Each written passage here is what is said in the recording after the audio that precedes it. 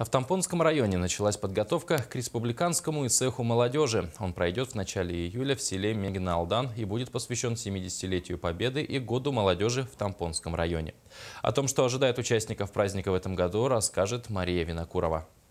В Тампонском районе началась подготовка к республиканскому ИСЭХу молодежи, который пройдет в начале июля в селе Мегиналдан и будет посвящен 70-летию Победы и Году молодежи в Тампонском районе. В эти дни постановлением главы УЛУСа утвержден состав оргкомитета по подготовке и проведению ИСЭХа и план работы мероприятия.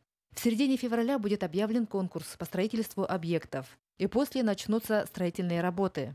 На праздник ожидается приезд свыше 800 человек вместе с командами-участниками со всех уголков республики. Разработана предварительная схема расположения объектов,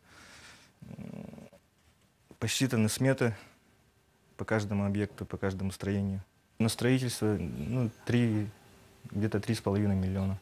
ИСЭХ пройдет на месте старого ипподрома. Старинное название Старого Багната – это очень живописное место, а главное – рядом, в 500 метрах от села Мегиналдан. Именно подготовка к ИСЭХу, это уже сплотит нашу молодежь. Уже начали мероприятия. И практически во всех наследях созданы общественные организации молодежи. Избраны лидеры молодежи, поэтому работа началась, студентов подключаем.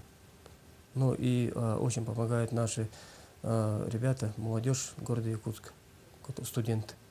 Все предложения по организации ИСЭХа будут продуманы. Каждый сотрудник должен будет ответственно работать по проведению и организации ИСЭХа.